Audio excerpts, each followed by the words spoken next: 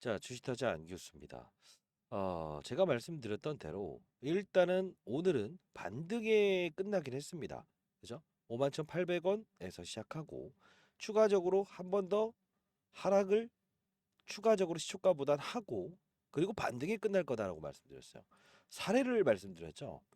펩트론이라는 종목, 제가 이 유상증자가 있었을 때 이 쌍바닥 구간대를 일단은 깨지 않는 수준에서 분명히 이때도 마이너스에 끝나긴 했지만 이 빨간 그래프로 끝나긴 했습니다만 실질적으로 시초가 대비해서 추가적인 낙폭을 조금 더 이끌어내고 그리고 어떻게 된다고 했어요? 시초가보다는 조금 올라서 끝날 가능성이 큽니다라고 했어요.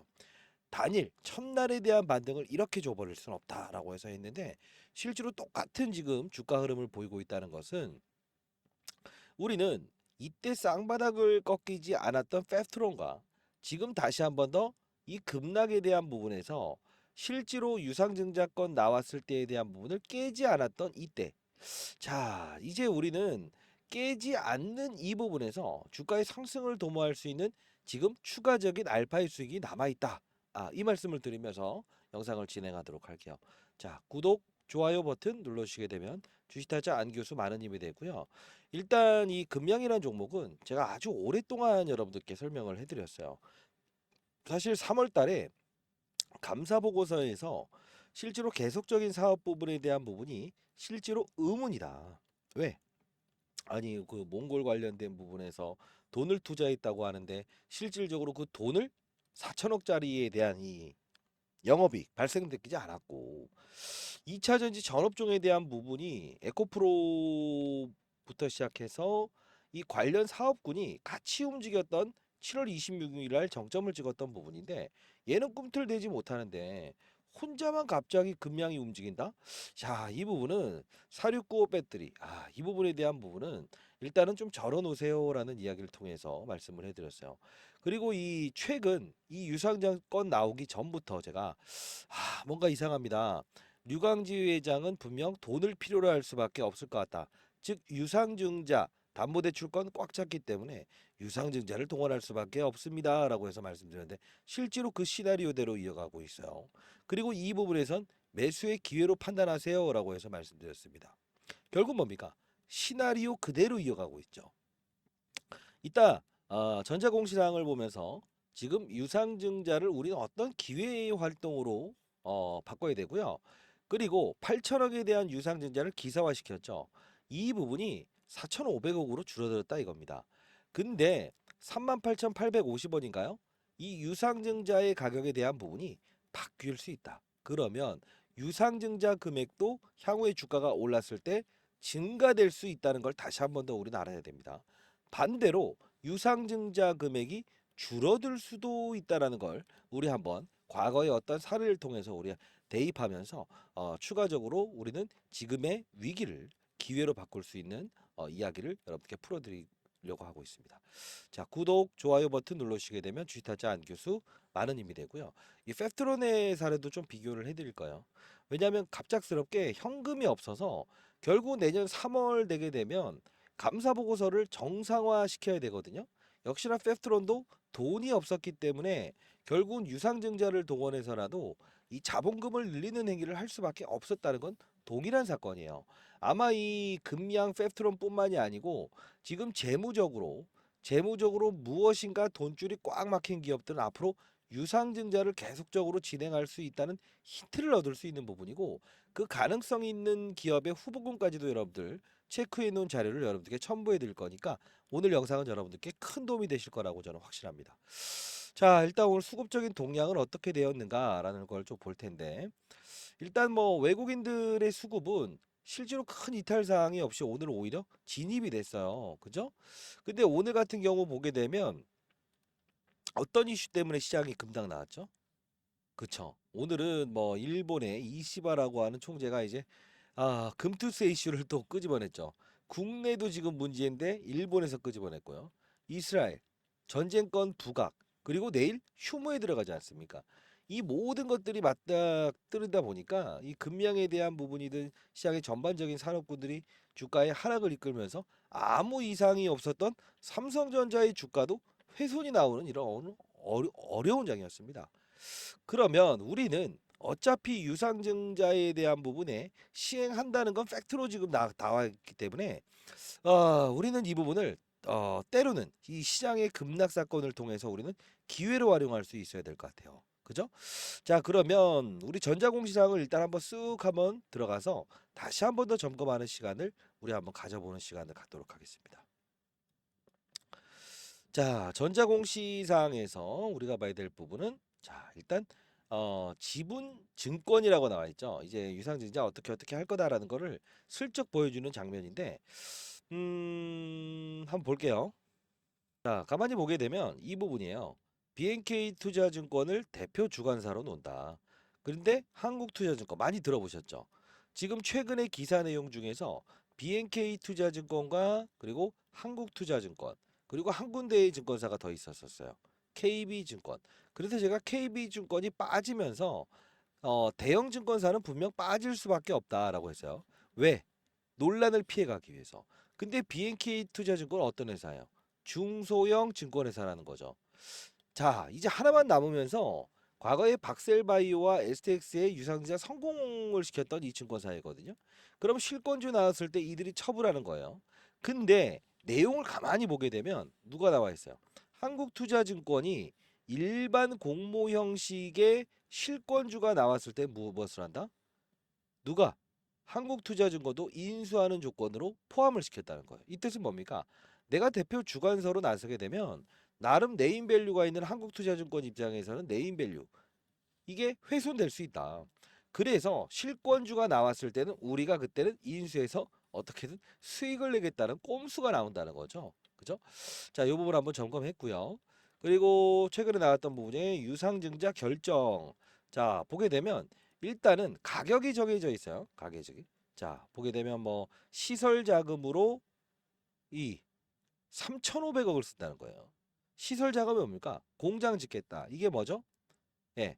기장 공장이죠. 기장 공장. 기장 공장에 돈 넣어요.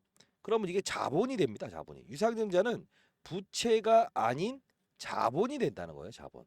그죠? 자, 그러면 이제 이 부분은 내년 3월에 적정으로 뜨겠죠. 감사 보고서에. 돈 들어왔으니까. 채무 상환금은 뭡니까? 1,000억 원 상당을 지금 미국의 글로벌에서 DR이라고 하는 채무증권을 발행했어요. 실제로 대표의 담보를 넣고요. 이거 갚겠다는 거예요. 근데 지금 대주주가 유상증자에 참여했습니까? 안 했습니까? 안 했죠. 이게 지금 리스크 요인으로 발생될 수 있어요.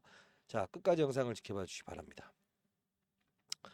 그러면 우리가 봐야 될 부분은 신주 배정기일 10월 22일과 38,950원. 이 가격이 확정이 아니에요. 확정이 아니에요. 확정이 되는 건 11월 27일이 있기 때문에 1차 발행가액과 2차 발행가액을 기준으로 해서 바뀌는 부분이에요. 그럼 우리 단기적인 부분에 10월 22일을 볼 수 있고요. 그리고 우리가 또 봐야 될 부분은 쭉 내려볼게요. 만일에 여러분들 돈을 입금해라라고 하는데 실제로 여러분들이 주가가 오르지 않으면 입금하겠어요? 입금 안 하겠죠. 12월 10일 이때까지는 어쨌든 들짝날짝하면서 주가를 끌어올리고 내리고 하면서 유상증자에 대한 가격을 조율을 할 거라고요. 누구와? 실권주 받아갈 수 있는 지금 한국투정과. 자, 이 시나리오까지도 제가 실시간으로 여러분 도와드릴 거니까 끝까지 영상을 지켜봐 주시기 바랍니다. 구독, 좋아요 버튼 눌러주시면 많은 힘이 되고요. 그러면 우리가 봐야 될 부분은 최근 미확정이라는 이 이야기 나왔을 때 기사화된 후에 나중에 8천억 유상증자 추진에 대한 미확정 공시입니다라고 나와 있었죠. 근데 재공시일은 9월 27일이었으니 분명히 이 부분이라는 게 호재보다 악재로 반영될 수 있는 부분이 나올 수 있다는 건 우리가 알 수 있었던 부분이었죠. 미리 예견하고 계세요라고 했어요. 그러면서 이게 터지면 여기까지 갔을 때에 대한 부분을 노리지 말고 비중을 덜어놓고 기다리세요. 어차피 이게 확정이든 미확정이든 간에 그 다음에 노림수는 분명히 발생되니까 없다가 아니잖아요. 미확정, 그죠? 항상 중요한 부분입니다. 그러면 제가 여러분들께 이 부분에서 어떤 이야기를 했었던 적이 있었죠? 맞아요. 이 BNK 투자증권과 한국투자증권과 그리고 마지막으로 KB증권. 이 KB증권이 만일에 어떻게 된다고 한다면 맞아요. 탈락한다고 한다면 분명히 유상증자의 대금이 줄어들거나 할 수 있습니다라고 했었어요. 왜? 급락 나왔던 이 유상증자 윗단으로 올려놓고 다시 한 번 더 금액을 줄이는 절차를 할 수 있습니다라고 해서 말씀드렸던 때가 있었어요. 그거 한번 보고요. 최종적으로 펩트론과 비교 설명해 드리면서 여러분께 전략 자료집도 첨부해 놓도록 할게요. 자, 일단 잠깐 보도록 합시다. 자, 이때자 영상을 좀 볼 텐데 11일 전에 시간의 상한가 갔을 때요. 여러분들께 대규모 공급 계약 체결됐다. 나노테크와. 그죠?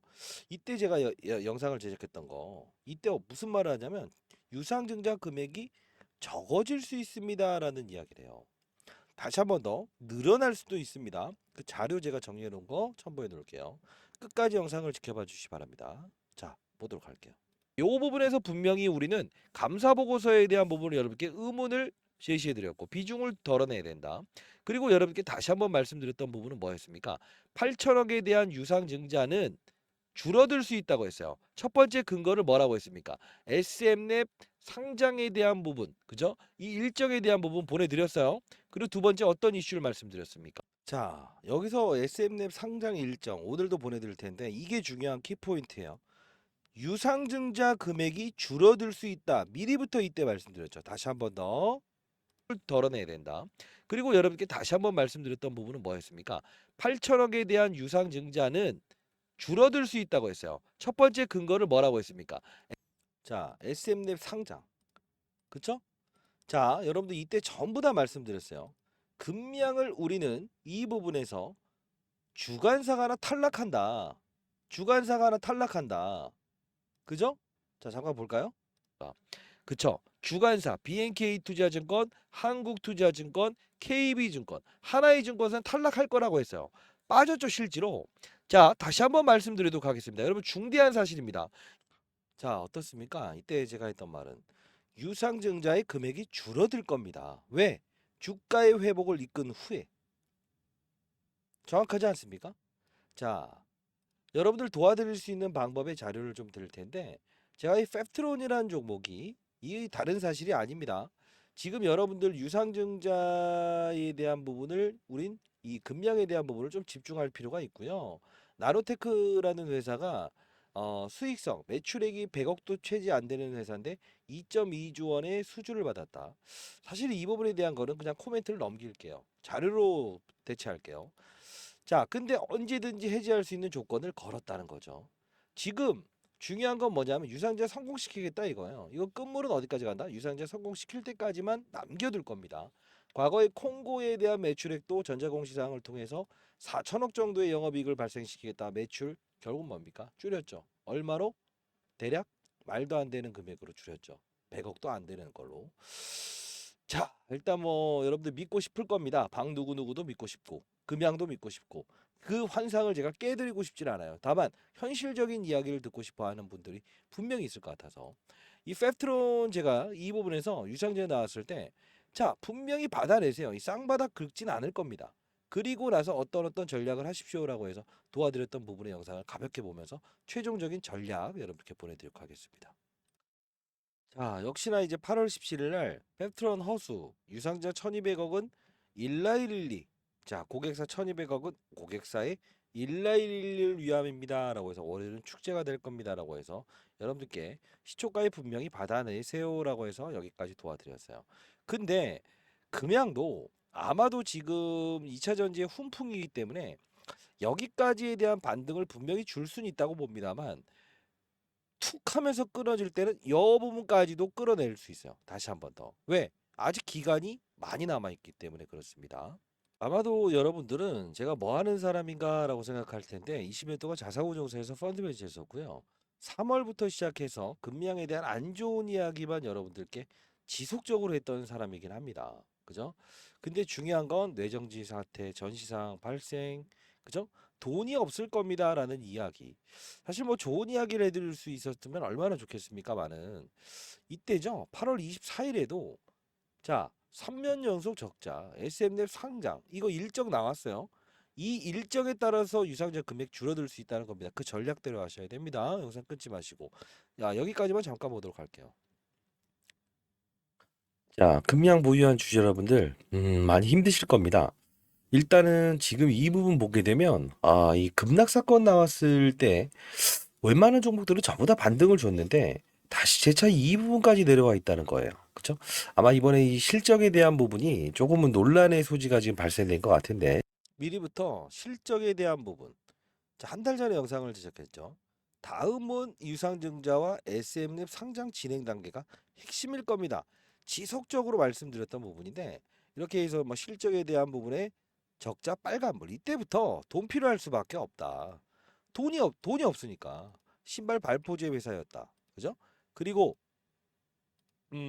여러분들께 말씀드렸던 게 아마 이 부분 때였을 거예요. 돈 필요할 수밖에 없는 이유. 적정, 적정. 그죠? 좋은 거예요. 근데 중요한 건 뭐예요? 감사 의견과 관련 없는 계속적인 존속 불확실성 기재 여부. 직전 연도에는 미기재되었으나 대주주의 이 돈이 계속 들고 들어가고 담보대출을 통해서 들어가고 이제 담보대출도 꽉 차 있어서 조금만 잘못되게 되면 어떻게 된다? 반대매매 나갈 수 있다. 이것 때문에 돈이 어디서 무한정으로 나올 것인가? 해외에 있는 이제 DR이라고 하는 거죠. 예.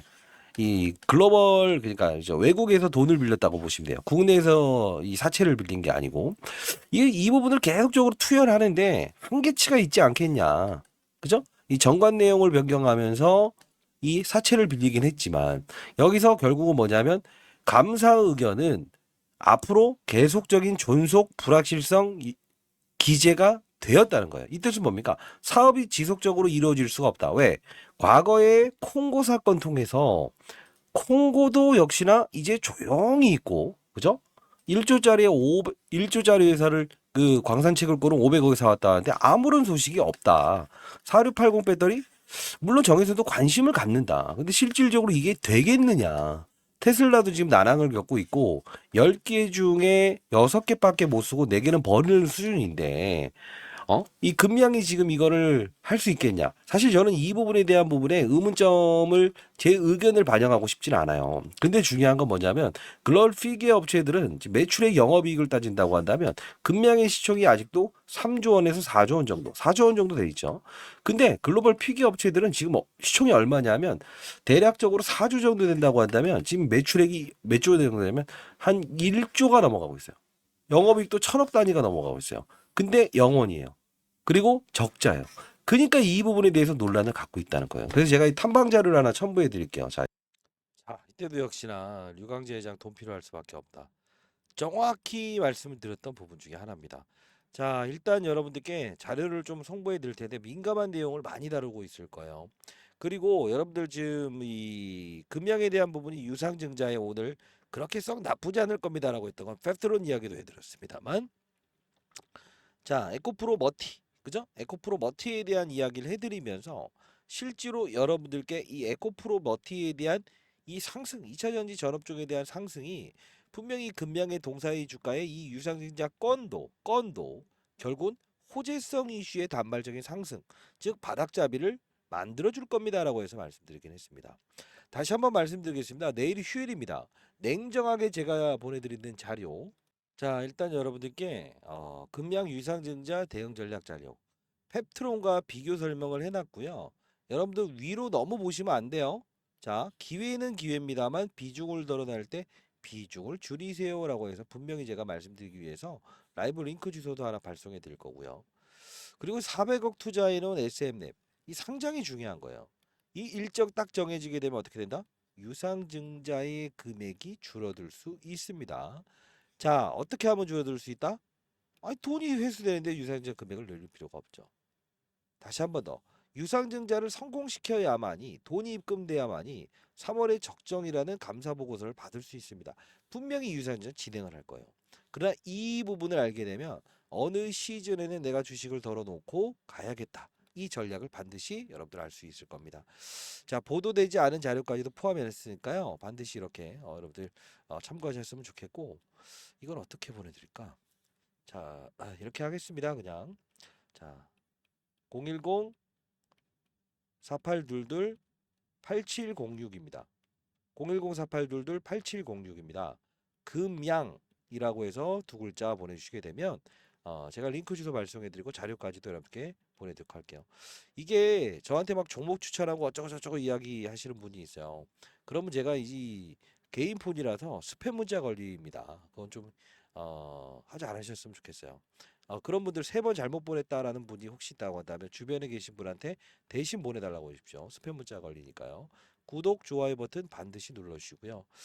자, 여러분들 힘드실 겁니다. 근데 중요한 건 현재 이 구간을 기회로 활용하면 그 다음이 보이실 거예요.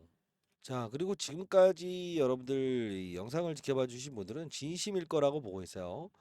제가 이 부분 여러분들께 실시간으로 도와드리면서 사실 시장에 대한 부분과 산업에 대한 부분 이렇게 오늘 금약 시초가에서도 일단 1차적으로 받아냅시다. 그죠? 이렇게 해서 여러분들께 말씀드렸던 부분 중에 하나입니다.